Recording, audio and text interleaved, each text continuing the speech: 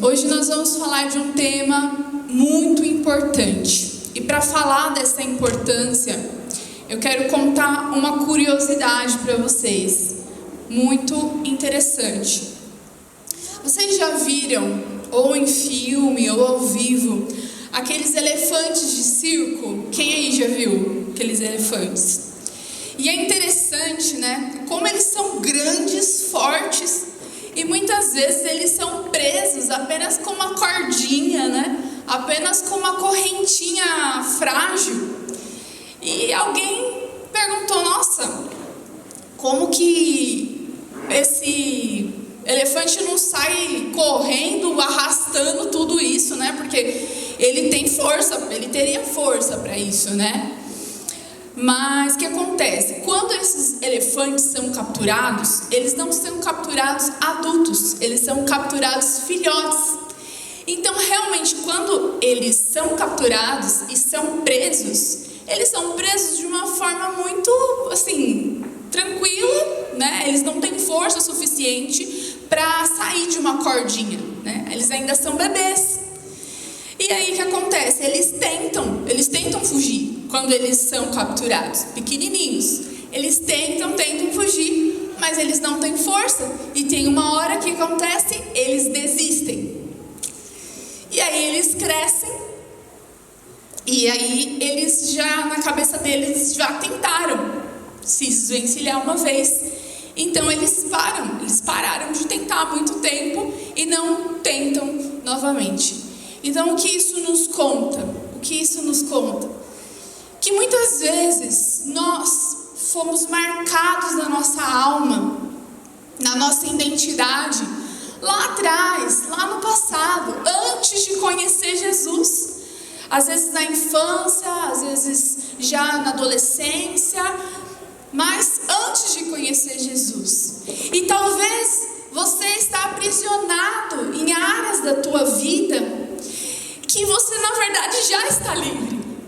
Só que você não consegue avançar porque você está acostumado a viver com essa corda presa em você. E como você já tentou com as suas próprias forças, você não tem a consciência do tamanho que você é em Deus, do tamanho que você é quando você recebe a sua nova identidade.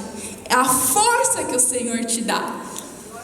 Então, hoje eu quero declarar que é um dia de libertação nesse lugar, que em nome de Jesus você vai avançar, que você vai sair desse lugar de prisão, que todo o laço do passarinheiro vai ser tirado da sua vida e você vai começar a avançar como nunca antes, porque hoje você vai receber a consciência de quem você é em Cristo.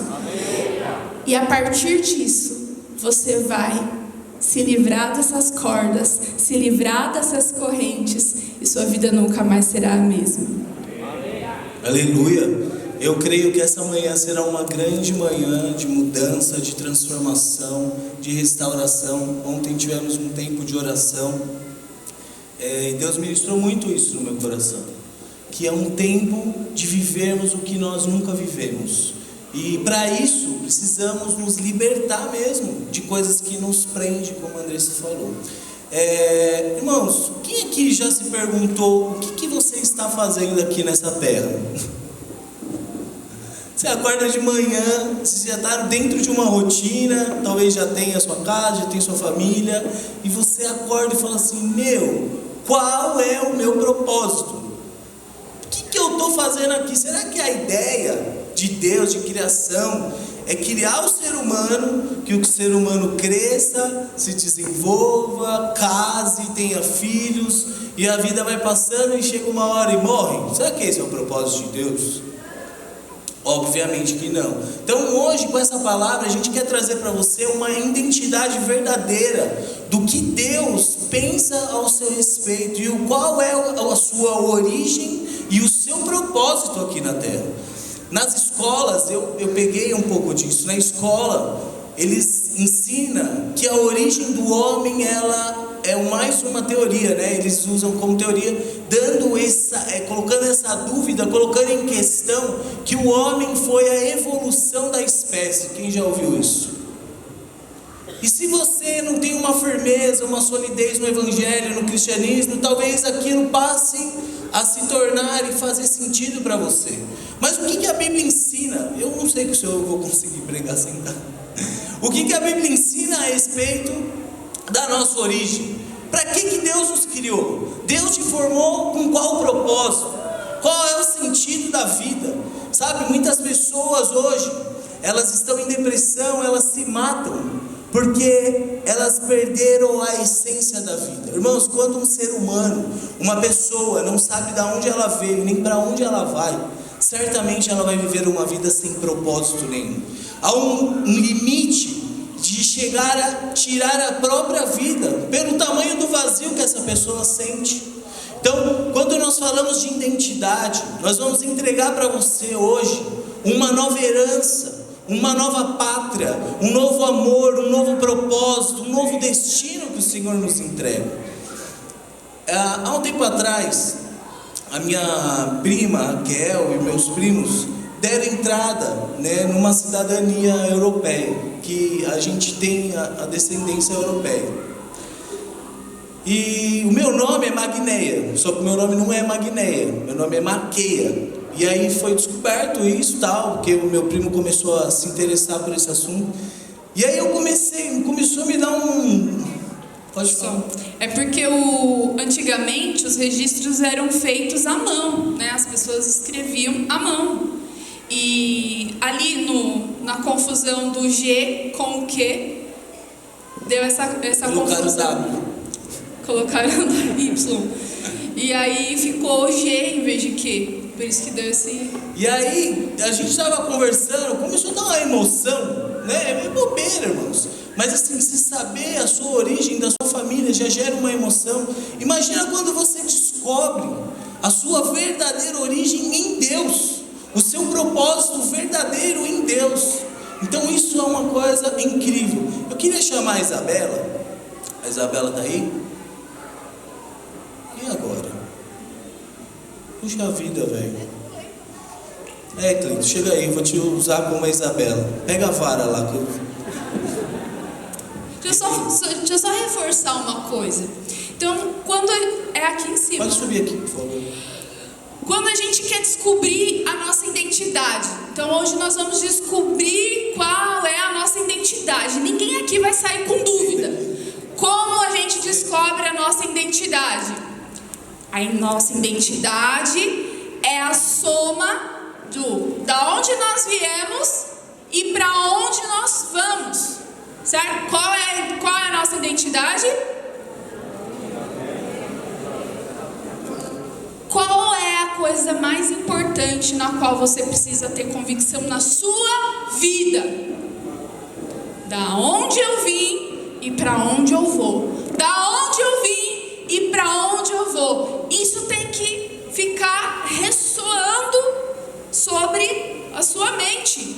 E é interessante, quando a gente começou a estudar essa palavra, eu lembrei que a minha avó Inês sempre falava isso, que a coisa mais importante da vida é a pessoa saber da onde eu vim e para onde eu vou. Muito interessante. Agora vamos ao exemplo.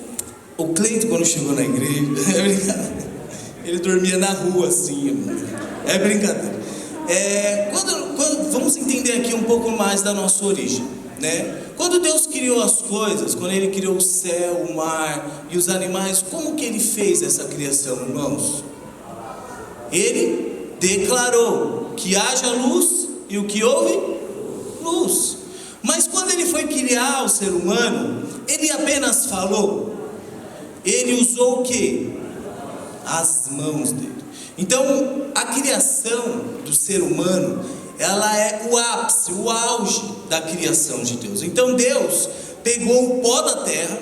Irmãos, isso é muito da hora, porque o nosso corpo, quem for estudar a biologia do nosso corpo, tem vários minerais. No mesmo sentido do pó da terra, dos minerais da terra. Então, quando Deus foi criar o ser humano, Ele pegou a massinha, né? Criou o ser humano. Não era assim, era um pouco mais forte. Ele foi lá, moldou o ser humano. Agora dá a mão. E fez o ser humano. Fica assim, ó. Isso. Você tá com medo, Cleito? Fica assim de frente pra mim, rapaz. Calma. Feche os olhos. Pode vir agora. Fez o ser humano. E aí, quando ele terminou de fazer o ser humano, o que Deus fez com ele? Além de usar as suas mãos, de modelar, de trabalhar o ser humano, ele soprou. Desculpa, eu não escovei os dentes. Ele soprou o ruá. Ele soprou, ele entregou, ele compartilhou com o ser humano o quê? O espírito dele. Ele compartilhou, irmãos, isso é muito profundo. Não dá pra gente aqui em pouco tempo se aprofundar nisso, porque imagina só, Deus, o Criador dos céus e da terra, de todas as coisas, Ele agora entrega uma parte dele para o ser humano. E quando o ser humano, com os olhos fechados, ele abre os olhos e recebe o fôlego da vida, qual é a primeira imagem que o ser humano vê?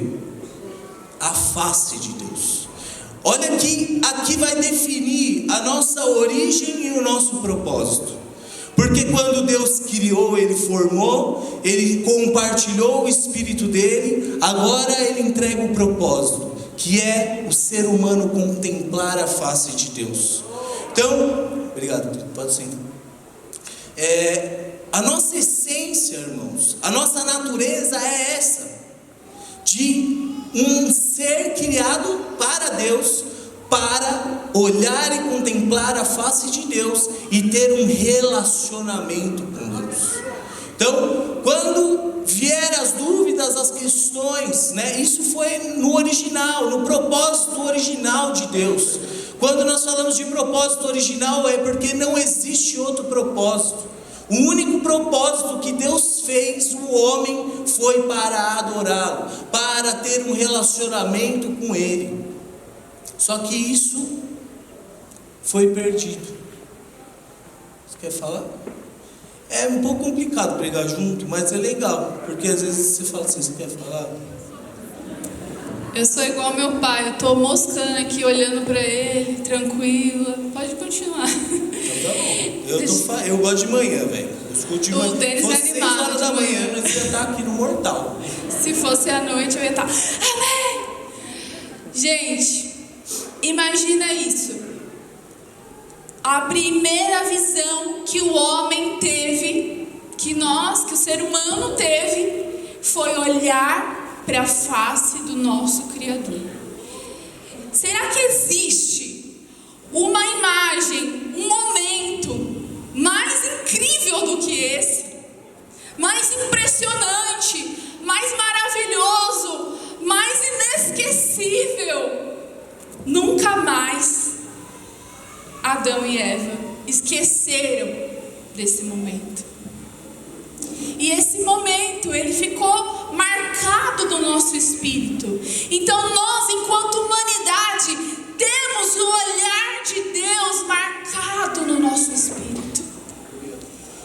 E essa visão é uma visão que provoca saudade. E a gente não entende. Que falta é essa que eu estou sentindo? Que saudade é essa que eu estou sentindo? Que coisa estranha é isso que eu estou sentindo? Isso é a saudade de olhar nos olhos do Pai. Mas infelizmente, como o pastor disse, a gente se perdeu desse olhar. Se perdeu desse olhar e perdemos também o território. Porque, irmãos, quando Deus criou Adão e Eva, Ele deu para eles o quê? Um território, o Éden. Ali era o que o Éden, irmãos? A pátria. A pátria de Adão e Eva era o Éden. Então lá eles semeavam, eles colhiam, eles viviam muito bem. Mas quando o pecado entrou, eles perderam a vida eterna deles, porque eles tocaram em coisas que não deveriam ter tocado. E eles morreram, não fisicamente, mas espiritualmente. Então eles se desligaram desse relacionamento com Deus. E quando nós nos desligamos do relacionamento com Deus, automaticamente nós perdemos a nossa pátria. Irmãos, isso é muito profundo, é muito lindo. Veja como a misericórdia de Deus hoje pode nos alcançar e nos levar de volta ao original do propósito dele. Mas quando eles perderam, saíram desse lugar, que eles foram andar pela terra, saíram, os anjos fecharam esse lugar. Por quê? Porque Deus tinha dado uma ordem para eles: não coma do fruto. E aí a mulher, obedia, é brincadeira. A mulher comeu do fruto. E você sabe por que a mulher comeu do fruto? Alguém sabe ou não? Porque a cobra falou para ela assim: se você comer desse fruto, você perde 5 quilos em uma semana.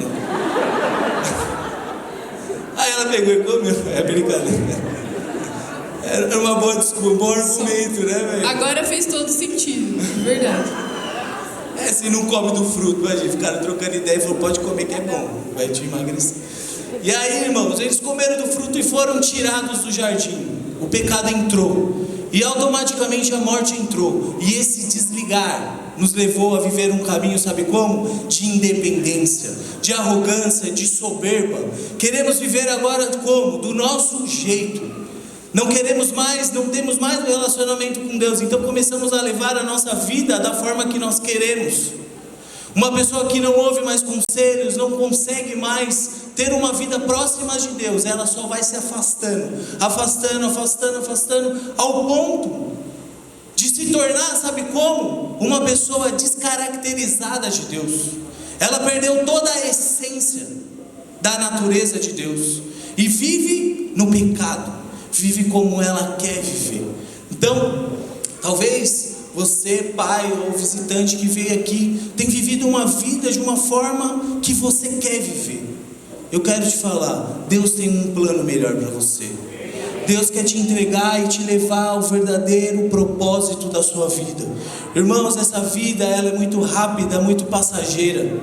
Ontem você tinha 15 anos, hoje você já tem 30, daqui a pouco você já está com 50, 70, 80 e já está levantando a mão assim, Deus te leva. Então faz parte dessa vida, desse tempo que nós passamos aqui na terra. Então voltar, entender que o pecado nos separou de Deus, voltar o nosso coração para Deus, começa a nos levar de volta ao propósito original que Deus tem para a nossa vida. E aqui tem um texto que é extremamente lindo, profundo, da parte de Deus, do amor, como Deus, irmãos, nos ama, como Jesus foi a obra perfeita de Deus, que nos leva de volta a poder acessar novamente esse jardim, poder acessar novamente, quando nós recebemos uma identidade, nós recebemos um novo território, recebemos apenas uma nova identidade, recebemos uma nova herança da parte de Deus. Você perde, você tira a herança da sua família, e você agora começa a receber a herança de Deus na sua vida. E Jesus, Ele foi essa ponte que nos leva de volta a Deus. E olha só o que a Bíblia diz em Lucas 22, 41 diz assim: afastou-se a uma distância como um arremesso de pedra, ajoelhou-se e orou: Pai, se queres, afasta de mim esse cálice, contudo, que seja feita a tua vontade e não a minha. Então apareceu um anjo do céu que o fortalecia. Ele orou ainda mais com fervor, e a sua angústia era tanta que o seu suor caía na terra como gotas de sangue. Nesse momento, Jesus pegou a nossa rebeldia, a nossa dureza, a nossa independência e o nosso pecado veio sobre Ele. Ele estava aqui perto no jardim do Getsemane. E ele se ajoelhou e começou a orar: Senhor, afasta de mim esse cálice. Isso aqui é muito pesado, o pecado é muito pesado, é muito duro. Mas que não seja feita a minha vontade, mas que seja feita a tua vontade. Por que Jesus viveu esse processo? Por que Jesus viveu isso? Para Ele nos reconectar novamente a Deus e nos entregar uma nova aliança. Deus Pai fez uma nova aliança com Deus Filho, e nós, em Cristo, somos agora co-herdeiros com Cristo, e recebemos uma aliança eterna de Deus, que nos restaura, que nos leva de volta ao original, ao verdadeiro propósito de olhar e contemplar a face de Deus. Todo vazio do nosso coração é arrancado, tirado através dessa nova aliança, do poder de Cristo em nós. Quer falar alguma coisa? Ela não quer falar.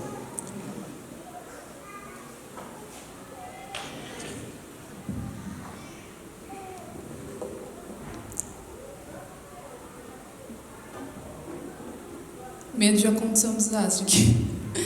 Eu queria chamar 3 pessoas aqui em cima, por favor, por gentileza. 3 pessoas, rapidinho. Vamos, gente. Quer que eu escolha? Aí. Aqui em cima.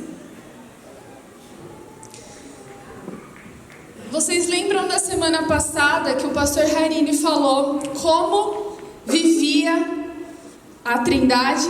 Então, peguem nas mãos assim, em roda. E Pai, Filho, Espírito Santo, brincando, né? Caminhando, caminhando juntos, sempre.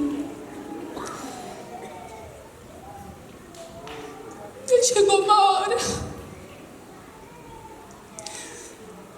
Chegou um momento onde houve uma ruptura. E esse momento foi no jardim do Getsemane. Jesus já tinha vindo para a terra, ele já tinha se esvaziado da glória dele. Mas ele tinha comunhão com o Pai. Então vamos supor aqui, o João é o Pai, a Bruna é o Filho, e a Monique é o Espírito Santo. E o deles somos nós. Fica aqui.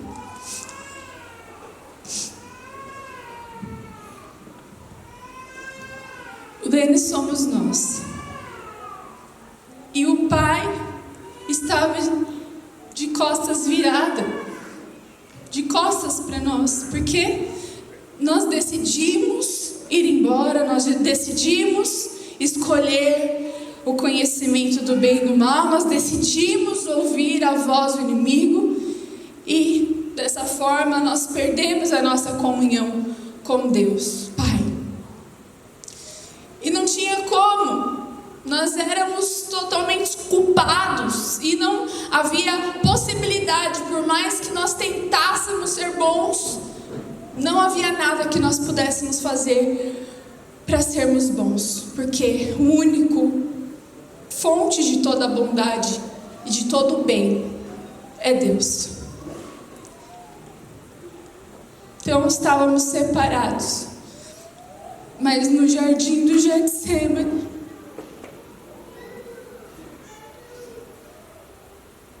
houve uma ruptura. Pode ficar aqui. O filho, nesse momento, começou a ficar angustiado. Começou a suar, porque ele sabia que estava chegando a hora. Ele chegou ao ponto de chamar os discípulos dele para interceder 3 vezes. Ele vai e fala: pessoal, vamos orar comigo, tal. Aí ele vai, aí quando ele olha, tá todo mundo dormindo. Aí ele: meu, vocês não estão entendendo o que vai acontecer agora. Vocês não estão entendendo a gravidade do que vai acontecer agora. E aí ele fala: por favor, será que vocês não podem orar um pouco comigo? Ele precisava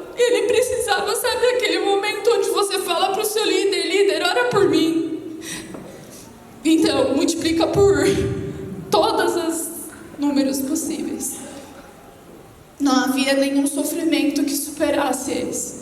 Nem as chicotadas, nem ser pregado numa cruz superava o sofrimento do que estava prestes a acontecer nesse momento. Simplesmente Deus, Ele decidiu romper com Jesus nessa hora e se virar para nós que não merecíamos, para nós que rejeitamos a Deus, nós que nesse momento estávamos gritando: crucifica o seu filho, crucifica, nesse momento. E o Pai decide romper.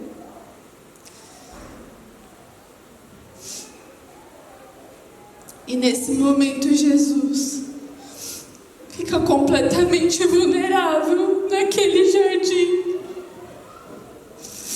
suando gota de sangue, porque todo o nosso pecado começou a cair sobre Jesus. E Jesus, que nunca tinha pecado, como uma ovelhinha assim, ó, um cordeiro, sem manchas, limpinho. Nesse momento ele se tornou a pessoa mais desprezível, cheia de pecados. Pense no pecado pior que você consegue imaginar aí agora. Conseguiu? Pedofilia, estupro, roubo, mentira, assassinato, prostituição, homossexualismo. Tudo isso, nessa hora, caiu sobre Jesus.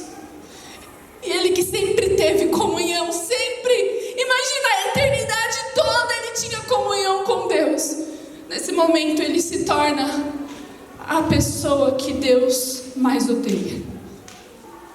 Ele se torna aquilo mais desprezado por Deus.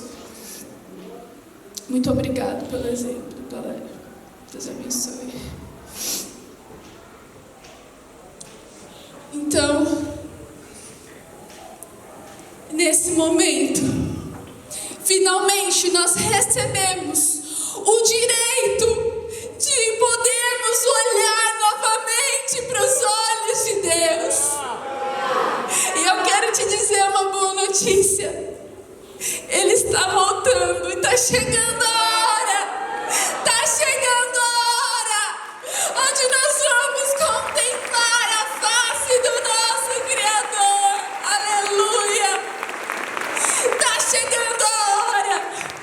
Quantos estão ansiosos por esse momento? Maranata, Maranata. Estamos esperando por esse dia onde nós vamos contemplar 100% a nossa origem. Então, querido, toda vez que você duvidar quem você é, lembre: eu fui lavado e remido por esse sangue inocente, e agora eu volto a ter origem. A minha origem é Deus. Eu sei de onde eu vim. Por mais que na sua escola tentem te colocar essa ideologia de que você não veio de Deus, que você veio do macaco, isso é muito significativo. Essa ideologia, ela é muito significativa, porque se você não sabe de onde você veio, você não sabe quem você é. Então, a partir do momento que você não sabe a sua origem, nesse momento você então quer decidir o que você é, porque qualquer coisa vale. Porque se eu vim do macaco, então tanto faz. Então eu posso ser um animal, então eu posso ser o que eu quiser. Quem sabe sua origem sabe que não tem como mudar sua identidade. você escolher a sua identidade, porque você sabe de onde você veio. Aleluia. Tremendo, tremendo isso que Jesus fez por nós naquela cruz. Ele atravessou séculos e séculos, a eternidade, para nos encontrar, para nos amar. Que coisa poderosa, irmãos. Esse é o nosso Deus. E em Cristo nós recebemos uma nova identidade. Quando você declara que o Senhor é o seu Salvador, seu único, suficiente Salvador e Senhor, você retoma de volta, mas isso de coração, não declarar apenas com a boca para fora. Você volta, você recebe de novo o seu ingresso para voltar ao original, para voltar ao propósito verdadeiro do relacionamento com Deus, o homem e Deus, de novo reestabelecido através da aliança com o sangue de Jesus. Irmãos, mas mesmo sabendo quem nós somos, está ruim esse microfone, tá? Mesmo não sabendo quem nós somos, ou mesmo sabendo quem nós somos, Satanás, ele é perito sempre de querer colocar em dúvida a nossa identidade. Sempre. E isso não foi diferente com Jesus. Jesus também foi confrontado muitas vezes. Quem você é? Como pode? Da onde você veio? Da Galileia? Pode vir alguma coisa lá da Galileia? Pode vir alguma coisa lá boa do Elba? Sei lá, da onde você mora? Do seu bairro? Né? Pode vir alguma coisa boa de lá? Esse era o questionamento. Mas olha só que interessante, eu quero ler com vocês esse texto, que Jesus, ele é muito gracioso e ele explica tudo, ele dá a letra certinho, quem ele é, da onde ele veio, para onde ele vai e qual é o propósito dele. Ele mostra todas as características do que é ser um filho e ter uma nova identidade. Olha só, João 8,12 diz assim: Jesus voltou a falar ao povo e disse: eu sou a luz do mundo. Se vocês me seguirem, não andarão na escuridão, pois terão a luz da vida. Os fariseus disseram: você faz essas declarações a respeito de si mesmo. Seu testemunho não é válido. Jesus respondeu: meu testemunho é válido, embora eu mesmo o dê, pois eu sei de onde eu vim e para onde eu vou.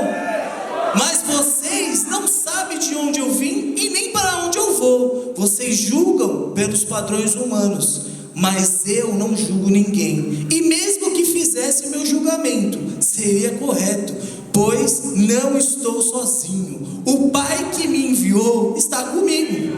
A lei de vocês diz que quando duas pessoas concordam sobre alguma coisa, o seu testemunho é aceito, como de fato eu sou uma testemunha, e o meu Pai que me enviou é a outra. Onde está o seu Pai? Perguntaram eles. Jesus respondeu: uma vez que vocês não sabem quem eu sou, não sabem quem é o meu Pai. Se vocês me conhecessem, também conheceria o meu Pai. Oh Senhor, obrigado, Pai. Que poderoso, como é linda a sua palavra. Irmãos, esse texto é muito significativo. Quando Jesus diz assim: eu sou a luz do mundo, sabe o que ele quer dizer com isso? Oh, meu querido, você está em trevas, você não consegue enxergar quem eu sou. Como que você? Porque estavam questionando a identidade dele. No versículo lá em João 7, no finalzinho estão falando, né? Pode vir alguma coisa boa da Galileia?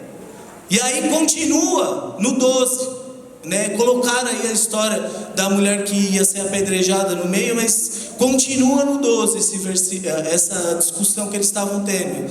E aí eles falam: isso pode vir alguma coisa boa? Muitas vezes você recebeu uma nova identidade de Cristo, você está numa jornada, mesmo de fé, de verdade, e as pessoas olham e começam a questionar a sua identidade. Pode vir alguma coisa de um drogado, uma coisa boa de um drogado, de um adúltero, de um louco. Até um tempo atrás você era louco. Como que agora você fala que você tem uma nova identidade? Como que você agora fala que você nasceu de novo? E começam o tempo todo as pessoas nos questionar se verdadeiramente nós conhecemos a Cristo, se verdadeiramente recebemos essa nova identidade. E aí, nesse versículo, Jesus fala assim: eu sou a luz do mundo. Vocês estão caminhando em trevas, mas eu quero trazer para você agora uma revelação que vocês não vão entender. Eles não estavam entendendo nada. Eu quero mostrar para você quem eu sou, para onde eu vou e quem é o meu Pai. Por isso que eu estou seguro de dizer que eu sou a luz do mundo. E ele estava falando, sabe, o ministério de Jesus, irmãos, ele foi muito marcado com muitas curas de cegos. Vocês veem isso, né? Você vai lendo os Novos Testamentos e você vê muito isso. E ali, tanto a cura física no ser humano, no corpo da pessoa, também todo o que Jesus fazia também era profético. Então ele curava fisicamente, mas também aquilo servia como um ministério profético, que ele ia trazer vista aos cegos. Ele tiraria da escuridão quem estava vivendo na mais densa escuridão, através do que? Da revelação de quem ele era. Quando você tem a revelação de quem é Cristo, a escuridão começa a ser dissipada na sua vida. Então, se a pessoa tenta questionar a sua identidade, você fala: não, peraí, eu sei quem eu sou, porque antes eu vivia nas trevas, eu podia ser um drogado antes, mas agora eu sou lavado e remido pelo sangue de Jesus, e a minha vida agora pertence a Ele. Oh, Senhor, é poderoso demais. Então, esse texto, cara, tem muito ensinamento. Então, esse primeiro, que ele fala isso, né? Que ele tira as pessoas das trevas. Depois ele fala assim: eu dou testemunha de mim mesmo. Irmãos, entenda uma coisa: quando nós aceitamos a Cristo, nós passamos a dar testemunha dele, de Cristo, testemunha dele mesmo, de Cristo. Então nós somos um testemunhos vivos da carta viva de Cristo aqui na terra, amém? Somos esse testemunho. Então, o que é ser uma testemunha? Ser uma testemunha é ajuntar provas daquilo que você ouviu e que você viu da parte de Deus. Isso é ser se você dá um falso testemunho, você está mentindo. Mas se você viu, ouviu quem você é, você leu, teve relacionamento com Deus, e você sabe quem você é, você está dando um verdadeiro testemunho. E quando você dá um verdadeiro testemunho, você passa a juntar provas diante dos homens e diante de Deus.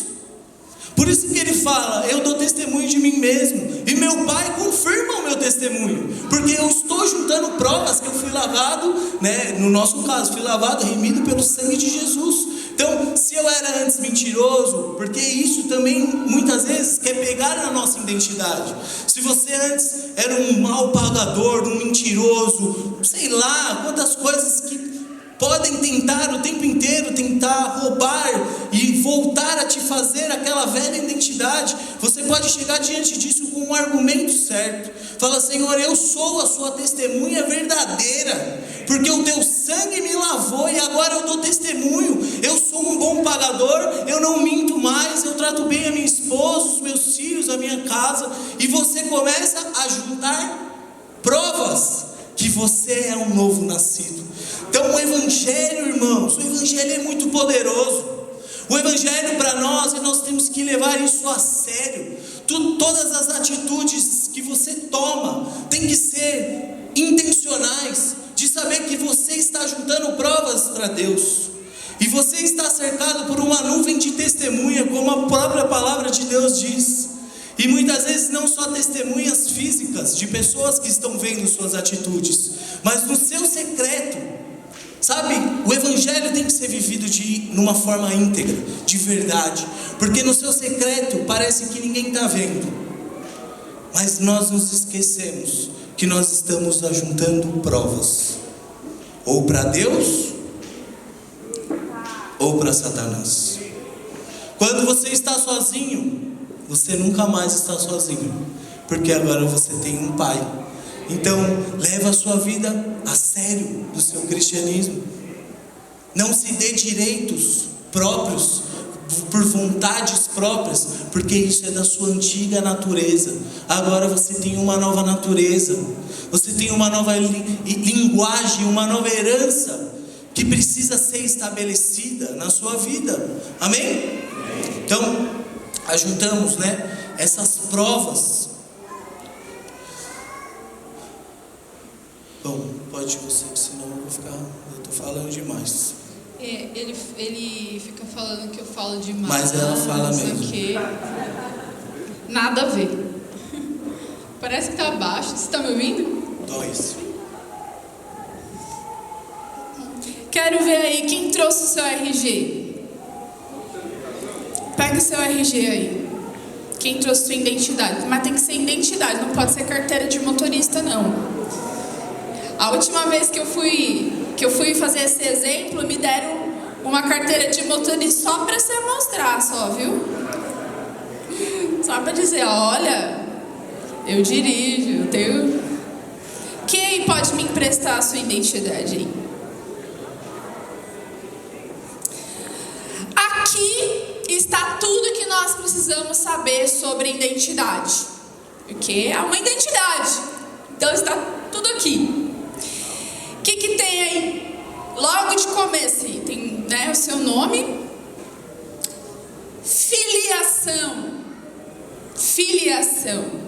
Estão vendo aí? Filiação. Então, olha que interessante. Na nossa identidade, para mostrar que nós somos alguém nessa terra. Hein? Olha isso. Para mostrar que nós somos alguém, precisa ter o que aqui? Filiação. Eu vim de algum lugar. Se alguém que fala, nasceu de chocadeira? Não, eu não nasci de chocadeira, era só, eu sou alguém, eu tenho uma identidade, certo? Então tá escrito aqui, vamos lá, Tiago da Silva Ramos Leal. Filiação, Reginaldo Francisco Ramos e Marilene Cândido da Silva. Uau! E olha só que interessante. Tem também da onde que ele veio aqui, ó. Natural de Osasco. Brincadeira. De Santo André. Olha que surpresa. Muito interessante. Então, aqui está a identidade de alguém, a origem e o nome de alguém. Só que eu tenho uma notícia para te dar, Tiago. É um pouco sério isso que eu vou falar aqui. Pode chocar muitos aqui falar isso em púlpito, mas eu tenho uma notícia. Talvez foi escondido de você aí por muitos anos, mas você é adotado. Seus pais não são esses que estão aqui escritos. Essa identidade é uma identidade falsa. A nossa verdadeira identidade está escrita no livro da vida. O nosso registro verdadeiro está escrito num livro que se chama Livro da Vida. Aleluia. Então, eu tenho essa notícia para te dar. Espero que você não fique triste, mesmo porque o seu novo pai, ele é um pai muito, muito, muito melhor. Amém. Então, olha só aqui a prova, o nosso testamento, Romanos 8, 22, 23. Pois sabemos que até agora toda a criação geme com dores de parto, e nós, os que cremos, também gememos, embora tenhamos o Espírito em nós como antecipação da glória futura, pois aguardamos ansiosos pelo dia em que desfrutaremos nossos direitos de adoção, incluindo a redenção do nosso corpo. Então nós já fomos adotados, mas vai ter um dia que nós nos encontraremos real com o nosso pai adotivo, face a face, e o nosso corpo, ele vai ser um corpo que vai acho que a gente não vai mais cair na unção, né? Porque quando a gente começa a olhar ali, a presença de Deus é tão forte, o nosso corpo ele não aguenta, é muito forte. A gente acaba, nossas pernas se amolecem, a gente ajoelha, Mas vai ter um dia que o nosso corpo, a gente vai receber um corpo capaz de suportar a presença do nosso Pai. E nós desfrutaremos disso. Então, fala aí, meu amor, do nosso novo nome. Não está só errado, viu, Tiago? A sua filiação. Está errado o seu nome. Seu nome não é Tiago também. Sinto lhe informar. Casos de família aqui, hein? Tava falando com a Marilene no começo do culto, né? Irmãos, que coisa poderosa saber que aquele CPF já tudo zoado, não vale de nada. É brincadeira. Como é essencial saber que a nossa origem não é dessa terra, que nós temos um novo documento, temos uma nova herança, um novo costume, um novo lugar. Nós pertencemos a um Deus, uma pátria, né? Como eu falei no começo, você tem agora o direito a acessar esse novo lugar. E, como a Andressa começou a falar, você agora recebe um novo nome. Quem sabia que biblicamente você recebe um novo nome aqui?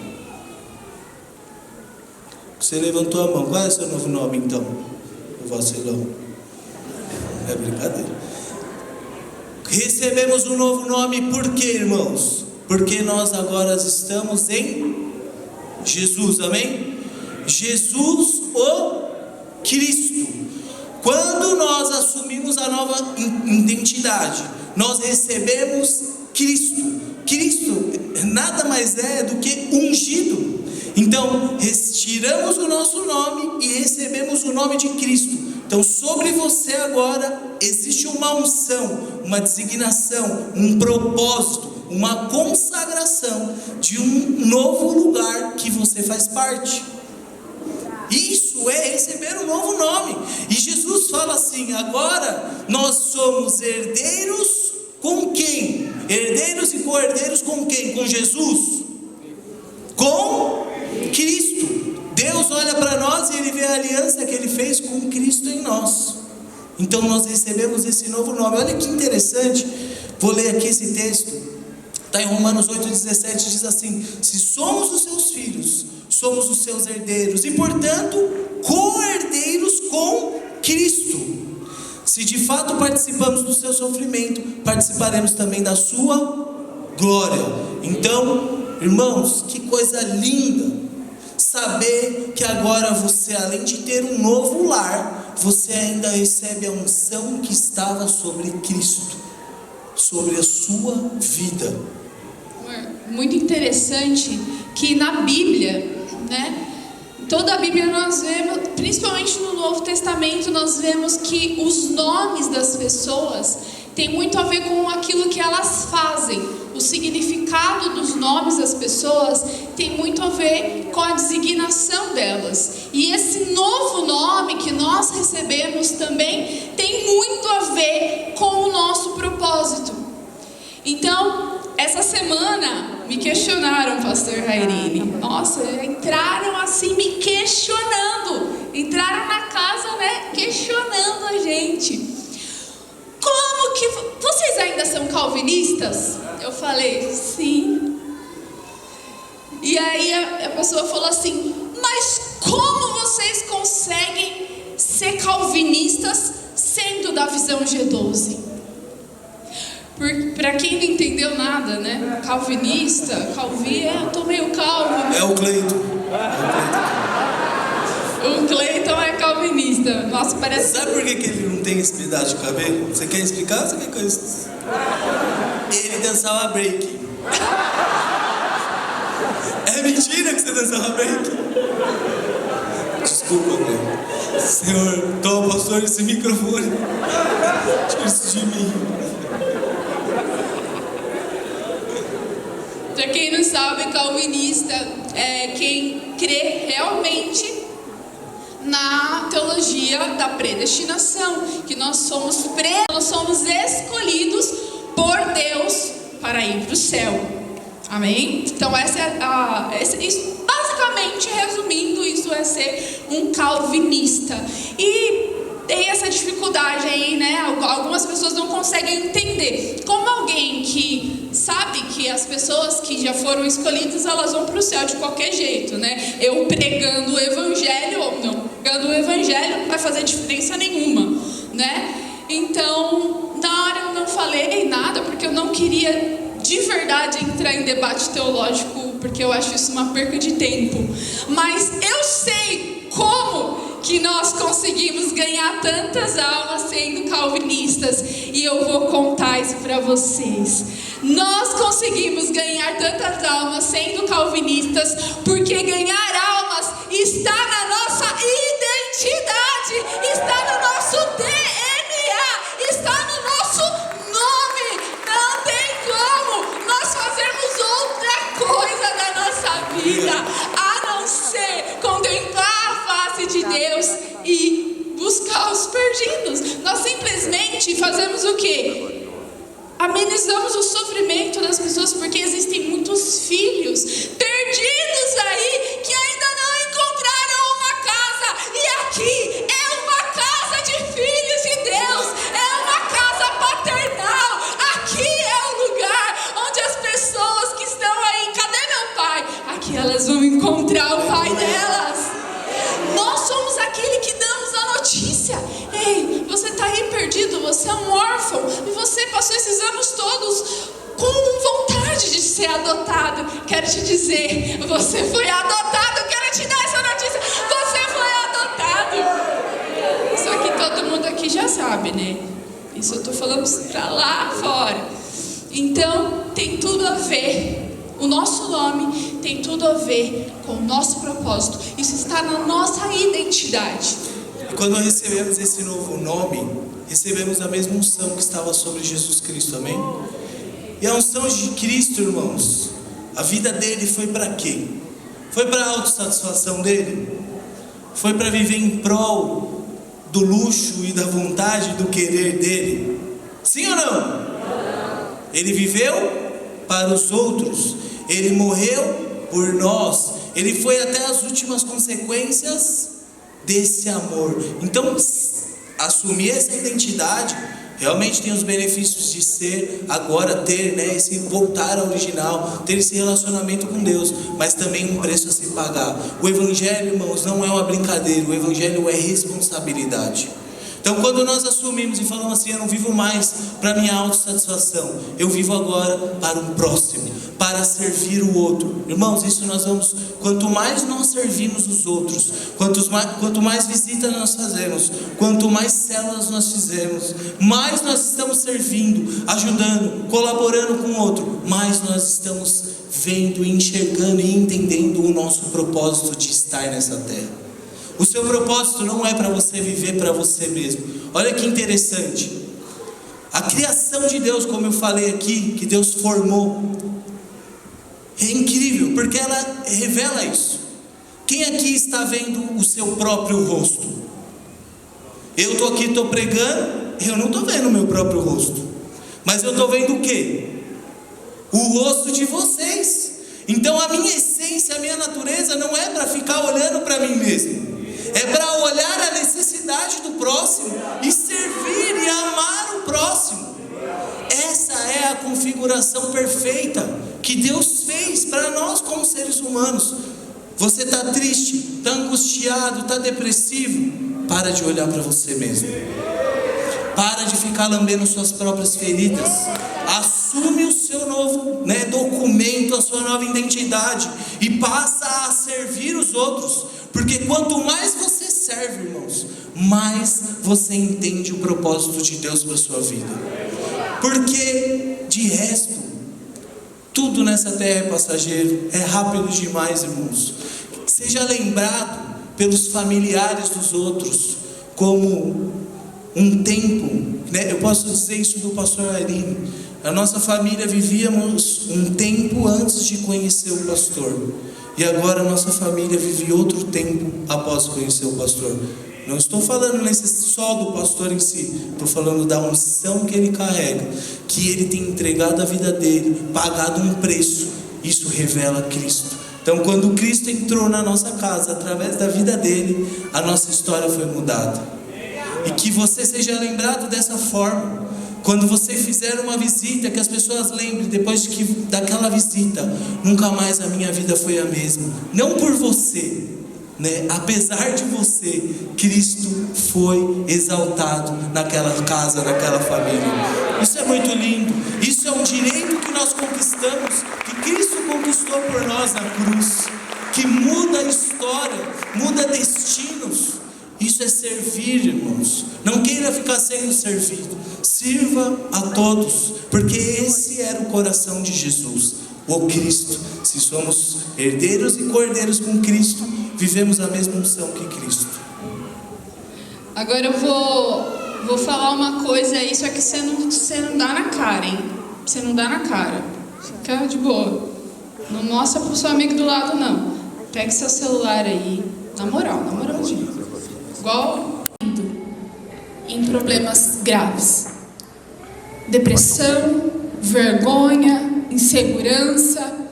Quando Adão e Eva pecaram, qual foi a primeira reação de Adão e Eva após terem pecado? Eles perceberam que estavam nus. Gente, olha isso. Imagina, até então eles nunca tinham percebido isso. E de repente eles começaram a perceber. Por quê? Porque eles olharam para eles mesmos. Então não é um bom sinal quando você olha para você mesmo. E olha que interessante. Nós podemos não. Infelizmente acontece que muitas vezes nós usamos até mesmo o poder de Deus para nós mesmos. Olha que interessante o momento da tentação de Jesus no deserto. Jesus ele já estava quantos dias sem comer? 40 dias sem comer no deserto, diz uma palavra. Já tinha acabado o jejum dele? Não, ele ia ficar mais quantos dias de jejum? Quantos dias de jejum ele fez? E quantos dias ele estava sem comer? 40 dias, então não era hora de acabar o jejum já? Sim ou não? Já era hora de acabar o jejum. E aí Satanás chega para ele e faz uma proposta extremamente coerente. Extremamente coerente. Sim ou não? Ele chega e fala, cadê o versículo? João 6,11. Então Jesus tomou... Não. Mateus 4,3. O tentador veio e lhe disse... Estou dando spoiler já. Se você é filho de Deus... Se você é filho de Deus... Olha só. Colocando a identidade de Jesus em xeque... Assim como Satanás faz comigo e com você... Não é verdade? Não, você é filho de Deus mesmo? Se você é filho de Deus, ordena essas pedras que se transformem em pães. Se você é filho de Deus mesmo, por que você ainda não está rico? Se você é mesmo filho de Deus, por que você não foi curado da sua enfermidade? Se você é mesmo filho de Deus, por que você não compra um para-brisa novo? Hein, pastor? Não foi assim? É assim que Satanás faz com a gente. E Satanás fez isso com Jesus para colocar em dúvida a identidade de Jesus, para ver se Jesus estava disposto a usar o poder dele em benefício próprio. Mas o que Jesus faz? Nem só de pão viverá o homem, mas de toda a palavra que procede da boca de Deus. Ele podia transformar era justo ele transformar a pedra em pão e comer? Era errado ele transformar pão? Por que ele não fez isso? Por que Jesus não transformou pedra em pão? Hã?